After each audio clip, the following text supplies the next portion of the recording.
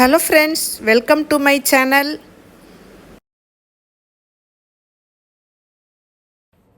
சும்மா ஈவினிங்கில் டக்குன்னு ஹெல்த்தியாக கிறிஸ்பியாக நல்ல வாய்க்கு சுவையாக செய்யணுங்க. டக்குன்னு செலக்ட் பண்ணுங்கள். நேந்திரன் பனானா அப்பம். இது ரொம்ப ஈஸியாக செய்ய முடியும். கேரளா ஸ்டைலு. அதே நேரம் நம்ம ஹோம்லியாக எப்படி பண்ணலாம் வாங்க வீடியோ எண்டு வர பாருங்கள். அப்போ தான் உங்களுக்கு ரெசிபி கிளியராக இருக்கும். ஒரு பாத்திரம் எடுத்துருக்குறேங்க. இதில் ஒரு டம்ளர் நான் மைதா மாவு எடுத்துருக்கிறேன். அடுத்தது அதுக்கு 4ல் 1 பங்கு 1/4 டம்ளர் அரிசி மாவு சேர்த்துருக்குறேன். இப்போ அதில் ஒரு 3/4 ஸ்பூன் டு 1 ஸ்பூன், சின்ன ஸ்பூனுக்கு 1 ஸ்பூன் போடலாம், மஞ்சத்தூள் போடணும். அப்புறம் ஒரு சிட்டிகை உப்பு போடணும். ஒரு சிட்டிகை உப்பு, எல்லா ஸ்வீட்டுக்கும் ஒரு சிட்டிகை உப்பு போடணும். ஏலக்காய் இருந்துச்சுன்னா ஒரு 4 ஏலக்காய் தட்டி போடுங்க. என்கிட்ட ஏலக்காய் பவுடர் இருந்துச்சு, நான் ஒரு 3/4 ஸ்பூன் சேர்த்துருக்குறேன். இதை தண்ணி கொஞ்சம் கொஞ்சமாக சேர்த்து கட்டி எதுவும் இல்லாமல் பொறுமையாக கிளறணும். நிறைய உடனே தண்ணி ஊற்றுனா கட்டி கட்டி ஆகிடும். கொஞ்சம் கொஞ்சமாக திக் பேஸ்ட்டில் இருந்து தான் நம்ம போகணும். அதை பொறுமையாக இந்த மாதிரி பீட்டர் வச்சு கிளறினீங்கன்னா ஈஸியாக இருக்கும். இன்னும் அதை மாதிரி கிளறுங்க. அது எப்படி வரணுன்னா நம்ம தோசை மாவு பதத்தை விட ஒரு சொல்லு கொஞ்சம் இப்போ திக்கான ஸ்டேஜில் எடுத்துகிட்டு வரணும். இப்போ என்ன செய்யணுன்னா நாட்டு சர்க்கரை எடுத்து அதை ஒரு 3 ஸ்பூன் நான் இதில் சேர்த்துருக்குறேங்க. இது மைல்டான இனிப்பு இருந்தால் போதும். இது ரொம்ப இனிப்பான ஸ்வீட்டு கிடையாது, மைல்டான ஸ்வீட் உள்ள. இப்போது ஒரு சிட்டிகை சோடா உப்பு, ஆப்ப சோடா எடுத்து அந்த மாவில் கலந்து நல்லா இப்படி நல்லா கலந்து பிளெண்ட் பண்ணி தனியாக வச்சிடணுங்க. நேந்திரம்பழம் நல்ல பழுத்ததாக இருக்கணும். முடிஞ்ச வரைக்கும் நல்ல தோல் கருப்பான பழத்தை எடுத்தால் தான் நல்லாயிருக்கும். 2 எண்டையும் கட் பண்ணிடணும். கட் பண்ணிவிட்டு இப்போ நான் ஸ்லைசஸ் கொஞ்சம் திக்கான ஸ்லைசஸாக நான் வெட்டுறேங்க. இது ஒரு நல்ல பழத்துக்கு எனக்கு 20 to 23 ஸ்லைஸ் வருதுங்க.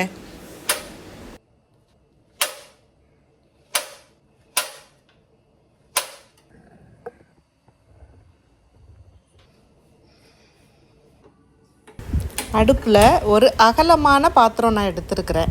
ஏன்னா நான் குழி உள்ள பாத்திரம் எடுக்கலை. அகலமாக இருந்தால் எனக்கு அது ஃப்ரை பண்ணி திருப்பி மாற்றி போடுறதுக்கு ஈஸியாக இருக்கும். டெப்த்து கம்மியாக இருக்கிற ஒரு பாத்திரம் நான் வச்சுருக்கிறேன். அதில் எண்ணெய் எடுத்து ஊற்றி எண்ணெய் நல்லா காஞ்ச உடனே நம்ம வெட்டி வச்சுருக்கிற அந்த ஒவ்வொரு ஸ்லைஸையும் அந்த மாவில் நல்லா துவட்டி அதில் நம்ம எண்ணெயில் போடணும். நான் கொஞ்சம் சின்ன பாத்திரம் தான் எடுத்துருக்கிறேன். அதனால் எனக்கு இதில் 6 to 7 பீஸ் போட முடியுது.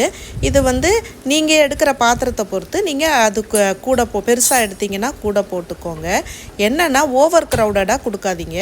ஓவர் க்ரௌடடாக கொடுக்கும்போது ஒன்றுக்கு ஒன்று மிக்ஸ் ஆகிட்டு நமக்கு பாயிலிங் ஆயிலில் நம்மளுக்கு அது கொஞ்சம் ஹேண்டில் பண்ண கஷ்டமாக இருக்கும்.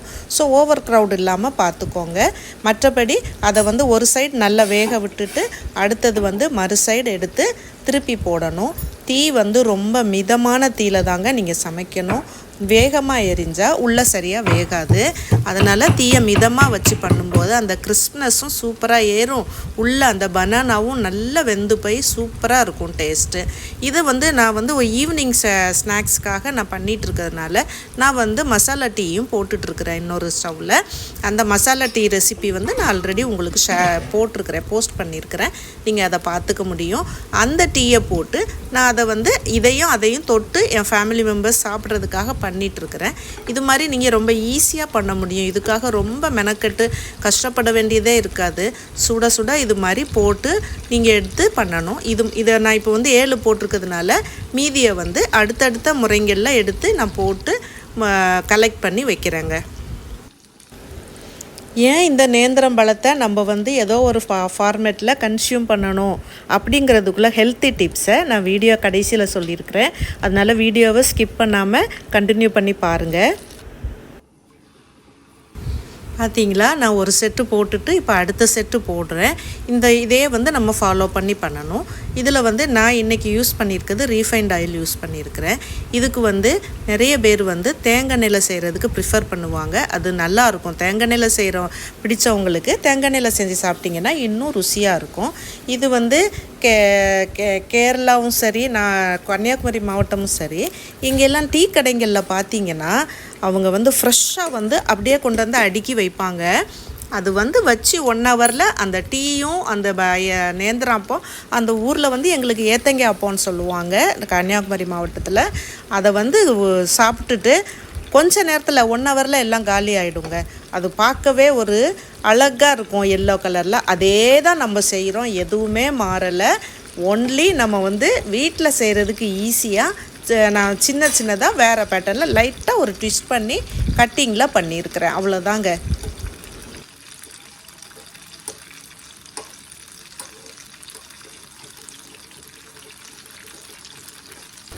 நேந்திராப்பம் வெந்துட்டுருக்கிறப்ப எனக்கு டீயும் அந்த பக்கம் ரெடி ஆகிக்கிட்டே இருக்குதுங்க. ஏன்னா நான் வந்து 2ஐயும் தான் நான் சர்வ் பண்ண வேண்டியது இருக்குது.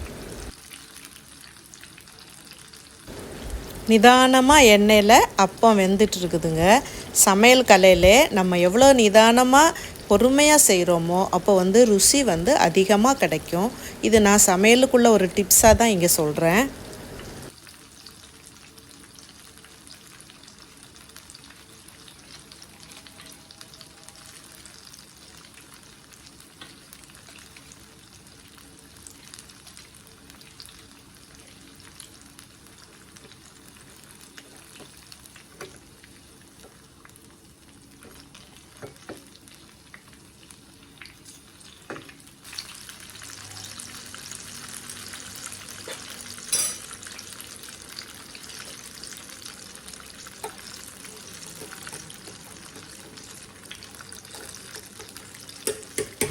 பார்த்தீங்களா, அந்த 2வது செட்டு கூட எனக்கு அப்பம் ரெடி ஆயிடுச்சு. அந்த அப்பம் ஒன்றையும் பாருங்கள் எவ்வளோ அழகாக உப்பி கிறிஸ்பாக தெரியுது. இது சாப்பிடும்போது இன்னும் ரொம்ப ருசியாக இருக்குங்க. நீங்கள் பார்க்கும்போதே அதனுடைய கிறிஸ்பினஸும் அந்த எல்லோ கலரும் நமக்கு ஆசையாக இருக்கும் உடனே சாப்பிடணும்னு சொல்லிட்டு. நேந்திரன் பனானா அப்படின்னு சொல்லும்போது அந்த நேந்திரன் பனானால ஹெல்த்தி டிப்ஸ் இருக்குது. என்னன்னு கேட்டிங்கன்னா, அது வந்து rich in potassium, vitamin B6 and vitamin C. உங்களுக்கு வெயிட் மேனேஜ்மெண்ட் வேணுமா, நீங்கள் வந்து நேந்திரன் பனானா சாப்பிடணும். இன்ஃபேக்ட் வந்து பழைய காலத்தில் இப்போ நிறைய மெடிசின்ஸ் வந்துருச்சு. அப்போ வந்து டிபி பேஷண்ட்டுக்கு கூட நேந்திரம்பழத்தை ரெகுலராக சாப்பிட சொல்லுவாங்க எக்கோட சேர்த்து. அவ்வளோதாங்க, சூப்பரான ரெசிபி, சூப்பரான நேந்திரம் அப்பம் ரெடி ஆயிடுச்சு கிறிஸ்பியாக. டீயும் இந்த பக்கம் ரெடி ஆயிடுச்சுங்க. அருமையான மசாலா டீ சூப்பராக வாசமாக இருக்குது. அதை நான் இப்போ ஃபில்டர் பண்ணி அதையும் ரெடி பண்ணி அதை மூடி வைக்கிறேன். இந்த அப்பம் வந்து நான் ரொம்ப ஈஸியாக செய்கிறதுக்காக சின்னதாக அது பண்ணி அழகாக பண்ணுறேன். இது வந்து ரொம்ப கிறிஸ்பியாக இருக்கும். அதே நேரம் டேஸ்ட்டு கலர் எதுவுமே மாறாமல் ரொம்ப டேஸ்ட்டாக இருக்கும். அந்த மஞ்சள் நிறம் அந்த அப்பத்தை நீங்கள் வந்து நல்ல ஒரு கரம் மசாலா டீயோட பாருங்கள், உங்களுக்கு டேஸ்ட்டே வேறு மாதிரி இருக்கும். மசாலா டீக்கு நான் ஆல்ரெடி நல்ல ஸ்பெஷல் மசாலா டீக்கு நான் என்னுடைய பதிவை நான் ஆல்ரெடி பண்ணியிருக்கிறேன், வீடியோ பண்ணியிருக்கிறேன். நீங்கள் அதை பார்த்து நீங்கள் பயனடைஞ்சிக்கோங்க. நல்ல ஒரு டீயும் 2 அப்பமும் வச்சு சாப்பிட்டா திகட்டாமல் சூப்பராக இருக்குங்க. பெரிய அப்பத்தை சாப்பிடும்போது கொஞ்சம் திகட்டும். இப்படி சாப்பிட்டு பாருங்கள், உங்களுக்கு திகட்டாது, நிறைய சாப்பிட்றதுக்கு இன்ட்ரெஸ்ட் இருக்கும். நேந்திரம் அப்பமும் ஒரு நல்ல டீயும் சாப்பிட்றதுக்கு ரெடி ஆயிடுச்சு. பதிவு உங்களுக்கு பிடிச்சிருக்கும்னு நினைக்கிறேன். எனக்கு மறக்காமல் சப்ஸ்கிரைப் பண்ணுங்கள். எனக்கு வந்து என்னுடைய வீடியோ உங்களுக்கு பிடிச்சிருந்தா ஒரு லைக் கொடுங்க, உங்கள் ஃப்ரெண்ட்ஸ்க்கும் ஷேர் பண்ணுங்கள். என்னுடைய மற்ற வீடியோஸையும் நீங்கள் வந்து மறக்காமல் பாருங்கள். தேங்க்ஸ் ஃபார் வாட்சிங் ஃப்ரெண்ட்ஸ். எனக்கு மறக்காமல் சப்ஸ்கிரைப் பண்ணிவிடுங்க.